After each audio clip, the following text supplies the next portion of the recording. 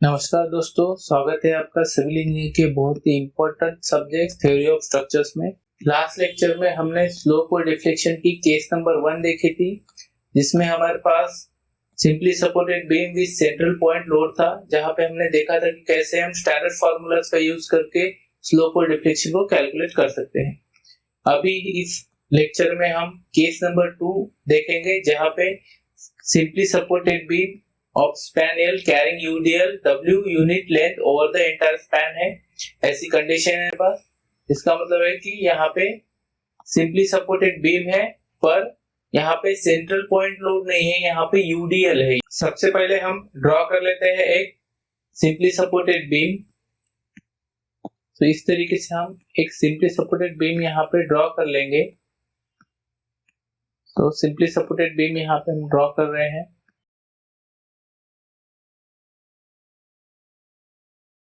यहाँ पे simply supported beam का जो लेंथ है वो L रहेगा, और इस सिंपली सपोर्टेड बीम के एंटायर स्पैन पे क्या है, UDL एक्ट कर रहा है। तो UDL को हम इस तरीके से शो कर, ये हमारा A पॉइंट होगा, ये हमारा B पॉइंट होगा, और पूरे एंटायर स्पैन पे L स्पैन पे हमारा क्या है, UDL एक्ट कर रहा है। UDL को हम नाम दे देंगे W पर ओके। सो W हमने नाम दे दिया है और एक्ट करेगा पर यूनिट, ठीक है। सो इस तरीके का हमारा यहाँ पे बीम है। अभी यहाँ पे हमें समझना ये होगा कि यहाँ पे मैक्सिमम रिफ्लेक्शन कहाँ आने वाला है। सो यूडीएल की एक बात होती है कि यूडीएल जो है, यूनिफॉर्मली डिस्ट्रीब्यूटेड लोड जो होता है, वो एंटायर स्पैन पे अगर है तो वो पूरे स्पैन के सेंटर पे एक्ट करता है, कॉन्सेंट्रेट होता है। एक्ट तो पूरे ही स्पैन पे करेगा, पर जो उसका कॉन्सेंट्रेट जो होता है वो होता है सेंटर पॉइंट पे। So UDL will concentrate on centre of a span और mid of a span. Span के मिड में या सेंटर में एक्ट होता है। तो ये जो यूडीएल है, अभी L लेंथ इस यूडीएल की अगर है, L लेंथ पे यूडीएल है, तो इस कॉन्सेंट्रेट कहाँ पे होने वाला है, L/2 पे। यहाँ से L/2 पे कॉन्सेंट्रेट होने वाला है। तो यहाँ पे अगर हम ऐसा लेते हैं कि ये L/2 है, ये वाला भी ये L/2 है और ये भी L/2 है। तो अपना जो यूडीएल है यहाँ पे कॉन्सेंट्रेट होगा, इसको हम नाम दे देंगे C पॉइंट। और हमारा जो बीम है ये इस तरीके से डिफ्लेक्ट होने वाला है, इस तरीके से डिफ्लेक्ट होने वाला है। और मैक्सिमम डिफ्लेक्शन जो है ये हमारे कहाँ पे आएगा, C पॉइंट पे सेंटर पे आने वाला है। यहाँ पे हम Ymax लिख लेते हैं। Ymax कहाँ आने वाला है, एकदम सेंटर पे, क्योंकि हमने बोला है कि जो यूडीएल होता है वो कहाँ पे कॉन्सेंट्रेट होता है, पूरे स्पैन के मिड में कॉन्सेंट्रेट होता है। तो मैक्सिमम डिफ्लेक्शन आने वाला है हमारा मिडल ऑफ द बीम। तो Ymax हमने यहाँ पे दिखा दिया है। उसके बाद होता है अपना स्लोप। सो दोनों सपोर्ट पे यहाँ पे थीटा A और यहाँ पे थीटा B, ये स्लोप आने वाले हैं। थीटा A और थीटा B यहाँ पे स्लोप आने वाले हैं। इसमें भी यूडीएल जो है ये सिमेट्रिकल लोडिंग है। यहाँ पे पूरी यूडीएल की क्या है, सिमेट्रिकल लोडिंग यहाँ पे हमें बीम पे दिख रही है। तो अगर सिमेट्रिकल लोडिंग है तो क्या होता है, जो स्लोप होगा दोनों सपोर्ट पे सेम आने वाला है। मतलब क्या होने वाला है यहाँ पे कि theta A equal to theta B अपना आने वाला है, ठीक है। So theta A equal to theta B अपना आने वाला है।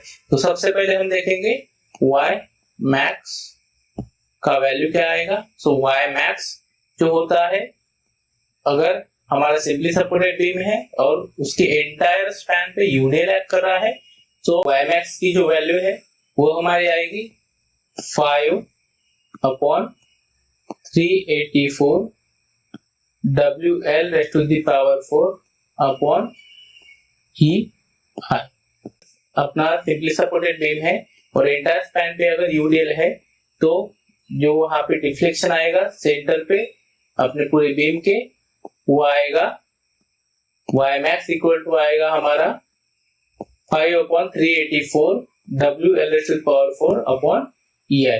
अभी ये जो फॉर्मूला है ये भी हम कैसे निकालते हैं, ये डिराइव कैसे करेंगे, इसके लिए हमें 4 स्टेप प्रोसेस को फॉलो करना पड़ेगा जो हमने हमारे लेक्चर नंबर 1 में सीखा था। वो प्रोसेस को सॉल्व करके डबल इंटीग्रेशन करके हम क्या करेंगे, C1 C2 की वैल्यू निकालेंगे इसके लिए, और वो C1 C2 की वैल्यू फिर से स्लोप और डिफ्लेक्शन इक्वेशन में डाल के हम इस तरीके का फॉर्मूला डिराइव कर लेंगे। ऑलरेडी हमने ये पिछले लेक्चर में देखा है, लेक्चर नंबर 1 में देखा है। थीटा ए और थीटा बी की वैल्यू रहेगी WL³ upon 24 EI, so WL³ upon 24 EI। हमारी जो वैल्यू है ये रहने वाली है हमारी स्लोप की, और इसका यूनिट है वो हम जानते हैं क्या आएगा, रेडियंस। इसका जो यूनिट है वो आएगा रेडियंस। ठीक है, तो ये हो गए फार्मूलास के बारे में। अभी अगर हम न्यूमेरिकल देखेंगे, तो न्यूमेरिकल में हमें डायरेक्टली ये फार्मूला यूज करिए। अगर ये कंडीशन हमें दिखती है हमारे प्रॉब्लम में कि हमारा सिंपली सपोर्टेड बीम है, उसके एंटायर स्पैन पे लोड यूडीएल है, तो हम क्या करेंगे, ये दोनों फार्मूला का यूज करेंगे, वाई मैक्स निकालेंगे इस फॉर्मूले से, और थीटा ए और थीटा बी की वैल्यू निकालेंगे इस फॉर्मूले से। ठीक है, तो चलिए देखते हैं हम न्यूमेरिकल सॉल्व करके। तो यहाँ पे हमारे पास एक न्यूमेरिकल है जिसमें बोला गया है कि a simply supported beam of span 5 metre, एक 5 मीटर स्पैन का एक सिंपली सपोर्टेड बीम है, carry the UDL of 10 kilonewton per metre. वहां पे क्या है, यूनिवर्सल डिस्ट्रीब्यूटेड लोड है, कितना है, 10 किलोन्यूटन पर मीटर का लोड है ओवर द एंटायर स्पैन, पूरे स्पैन पे है। तो find the slope eight support and deflection at mid span. हमें स्लोप और डिफ्लेक्शन फाइंड करना है अगर इफ EI मतलब फ्लक्सर रिजिडिटी की वैल्यू डायरेक्टली दी है हमें, EI इक्वल टू 4 × 10⁻13 न्यूटन पर mm²। सो ये हमें प्रॉब्लम दिया गया है। चलिए इसको हम अभी सॉल्व करते हैं। सबसे पहले हमारी प्रोसेस क्या है, सबसे पहले हम क्या करेंगे, दो बार प्रॉब्लम को रीड करेंगे, समझ लेंगे, उसके बाद हम क्या करेंगे, इसकी डायग्राम को ड्रॉ कर लेंगे। सो अभी हम डायग्राम को ड्रॉ करने वाले हैं। यहाँ पे डायग्राम हम ड्रॉ करने वाले हैं सिंपली सपोर्टेड बीम का।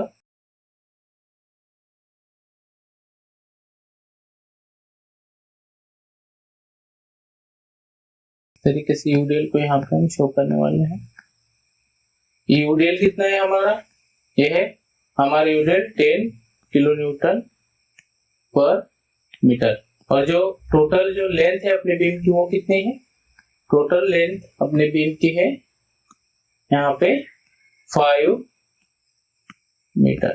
तो अगर टोटल लेंथ अपनी 5 मीटर है, तो अपना जो यूडीएल है ये कहाँ पे कॉन्सेंट्रेट होने वाला है, अगर हम यहाँ पे ड्रॉ करें तो जो यूडीएल है हमारा ये कॉन्सेंट्रेट कहाँ पे होने वाला है, 2.5 मीटर यहाँ से और 2.5 मीटर यहाँ से, मतलब अपने जो बीम है इसके एकदम मिडल में कॉन्सेंट्रेट होने वाला है। इसको हम सी पॉइंट बोल देते हैं, सपोज को ए और बी हम यहाँ पे बोल देते हैं। तो इस तरीके का हमारा रिप्रेजेंटेशन होगा हमारे डायग्राम का। अभी हम क्या करेंगे, अभी हम गिवन डाटा लिखेंगे। सो हमें गिवन क्या क्या है यहाँ पे, सबसे पहले हमें यहाँ पे स्पैन L गिवन है जो है 5 मीटर, इसको हम mm में कन्वर्ट करके क्या लिखने वाले, 5000 mm हम लिख लेंगे सबसे पहले। उसके बाद जो लोड है वो हमें दिया है, W का जो वैल्यू है वो कितना दिया है हमें, 10 किलोन्यूटन पर मीटर। यहाँ पे 10 किलोन्यूटन पर मीटर है, इसको हमें करना पड़ेगा न्यूटन पर mm में हमें कन्वर्ट करना पड़ेगा। न्यूटन पर mm में क्या करना पड़ेगा, इसको कन्वर्ट करना पड़ेगा। अगर किलोन्यूटन पर मीटर को अगर न्यूटन पर mm में हमें कन्वर्ट करना है तो कैसे होगा, देखिए, तो किलोन्यूटन पर मीटर, इसको मुझे कन्वर्ट करना है न्यूटन पर mm में कन्वर्ट करना है। तो कैसे कन्वर्ट होगा, अगर सपोज हम यहाँ पे देख लेते हैं कि 1 किलोन्यूटन पर मीटर है, 1 किलोन्यूटन पर मीटर है, इस 1 किलोन्यूटन पर मीटर को मुझे न्यूटन पर mm में कन्वर्ट करना है। तो कैसे होगा, अगर 1 किलोन्यूटन को न्यूटन में मुझे कन्वर्ट करना है तो मैं क्या करूंगा, इंटू 10⁻³ करने वाला हूँ। ठीक है, और अगर हमें मीटर को mm में करना होगा उसके लिए भी हमें इंटू 10⁻³ करना होगा। मतलब यहाँ पे हमें अगर 1 किलोन्यूटन पर मीटर को न्यूटन पर एमएम में अगर कन्वर्ट करना है तो हम क्या करेंगे 1 इंटू 10⁻³ अपॉन 10⁻³। तो अभी क्या होने वाला है यहाँ पे देखिए 10⁻³ यहाँ पे दोनों तरफ है, क्या हो जाएगा यहाँ पे दोनों तरफ पे पूरा कट जाएगा, तो कितना बचेगा 1 बचेगा। इसका मतलब क्या है, इसका मतलब ये है कि 1 किलो न्यूटन पर मीटर इज इक्वल टू होगा 1 न्यूटन पर एमएम। ठीक है, तो यहाँ पे फिर 10 किलो न्यूटन पर मीटर कितना हो जाएगा, सिंपली ये हो जाएगा 10 न्यूटन पर एमएम, सिंपल। ओके, सो इसका कन्वर्शन हमने देख लिया है। अभी हम क्या करेंगे, find the slope eight support and deflection at mid span if EI की फ्लेक्सर रिजिडिटी की वैल्यू हमें दी गई है। फ्लेक्सर रिजिडिटी हमें EI की वैल्यू यहाँ पे दिया है, कितना दिया है 4 into 10⁻13 Newton mm square. Okay, तो ये ऑलरेडी न्यूटन mm स्क्वायर में है, तो हमें कोई यहाँ पे चेंजेस करने की जरूरत नहीं है, यहाँ पे कन्वर्शन की जरूरत नहीं है। तो सारे वैल्यूज हमें मिल चुके हैं। अभी हम क्या करते हैं, सॉल्व कर लेते हैं प्रॉब्लम को। तो सॉल्यूशन, सबसे पहले हम क्या कैलकुलेट करते हैं, डिफ्लेक्शन को कैलकुलेट कर लेंगे। तो डिफ्लेक्शन कहाँ पे करना है, at mid span. Mid span क्या करना है, हमें डिफ्लेक्शन को कैलकुलेट करना है। को डिफ्लेक्शन कैलकुलेट कैसे हो जाएगा, so y max equal to, formula पता है हमको, फार्मूला क्या है अपना 5/384 इंटू क्या है हमारा WL4/ER। ठीक है, ये फार्मूला है हमारे पास 5/384 इंटू WL4/EI। अभी क्या करेंगे, हम डायरेक्टली वैल्यूज को पुट कर देंगे यहाँ पे। y max इक्वल टू हो जाएगा हमारा 5/384, वैसा का वैसा रहेगा। W की वैल्यू हम पुट कर देते हैं, W कितना है हमारा 10 किलो न्यूटन, कोई भी कन्वर्जन करने की जरूरत नहीं थी हमें यहाँ पे, वैसे पैसा 10 रहने वाला है, इंटू L लेंथ mm में लेने वाले हम, ये होगी हमारी 5000 mm का 4/4 अपॉन EI की वैल्यू हमें डायरेक्टली दी गई है 4 इंटू 10⁻13। ठीक है, तो यहाँ पे y max की वैल्यू हम निकाल लेते हैं। तो y max इक्वल टू कितना आया हमारा, अगर हम पूरी इक्वेशन को कैल्स में पुट कर देंगे तो हमें वैल्यू आ जाएगी 2.031 mm। सो इतना हमारा क्या आया, डिफ्लेक्शन आया। अगर लोड इतना हमारा 10 किलोन्यूटन पर मीटर अगर पूरे ओवरऑल स्पैन पे हो, सिंपली सपोर्टेड बीम हो, तो हमारा जो डिफ्लेक्शन है वो आने वाला है हमारे बीम का y max equal to 2.031 mm। अभी हम क्या करते हैं, अभी हम स्लोप को कैलकुलेट कर लेते हैं। So slope of beam, so theta A equal to theta B is equal to, हमारे पास फॉर्मूला है, हमने पिछले इसमें देखा है फॉर्मूला। तो हमारा फॉर्मूला क्या है, WL³ अपॉन 24 EI, ये हमारा फॉर्मूला है स्लोप निकालने का। और हमारा जो आंसर है वो आंसर आने वाला है रेडियंस में। तो हम क्या करेंगे, अभी वैल्यूज को पुट करेंगे। तो W की वैल्यू कितनी है हमारी 10, W की वैल्यू 10 है, इंटू L मतलब 5000 का क्यूब है हमारे पास अपॉन 24 इंटू EI का वैल्यू कितना है हमारा 4 इंटू 10⁻13 न्यूटन पर mm स्क्वायर। सो इसका जो वैल्यू है थीटा का आने वाला है हमारा 1.3 इंटू 10⁻³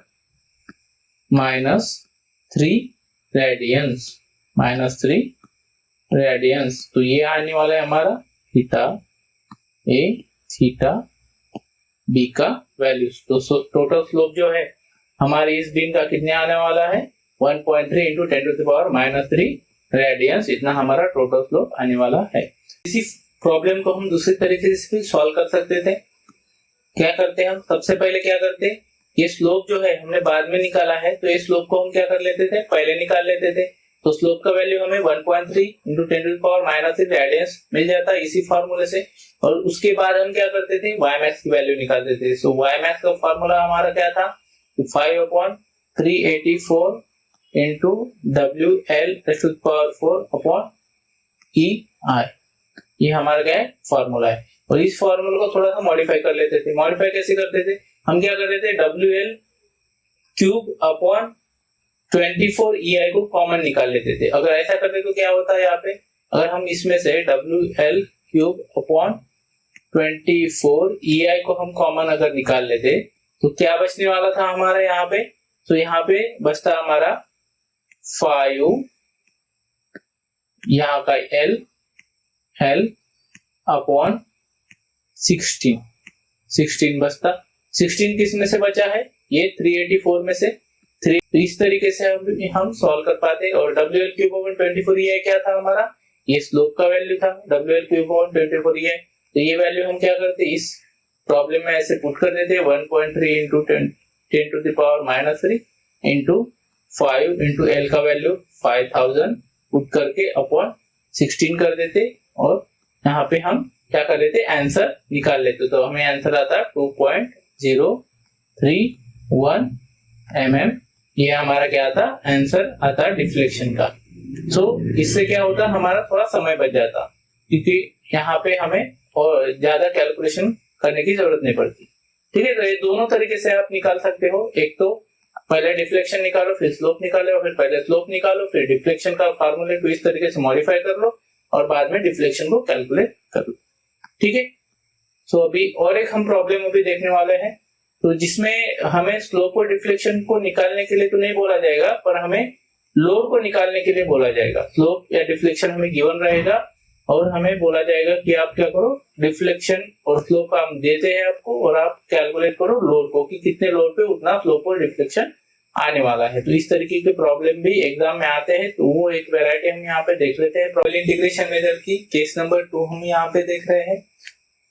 तो अभी हम क्या करेंगे, एक थोड़ा सा अलग सा प्रॉब्लम देखेंगे जिसमें हमें स्लोप और डिफ्लेक्शन निकालना नहीं है, हमें ऑलरेडी स्लोप या फिर डिफ्लेक्शन गिवन होगा और हमें निकालना पड़ेगा लोड। सो यहाँ पे प्रॉब्लम दिया है, a simply supported beam of span 8 meter carry the UDL if the maximum deflection is not exceed 20 mm. Calculate the value of the UDL. Take E equal to 200 GPa and I equal to 15 to 10⁻⁻6 meter/4।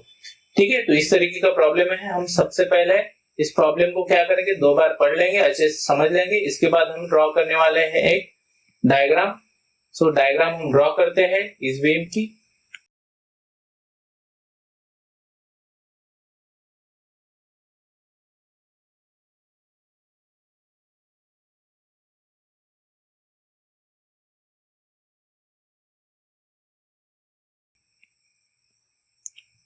जो total length है हमारे beam की, वो length हमें 8 metre दी गई है, 8 metre.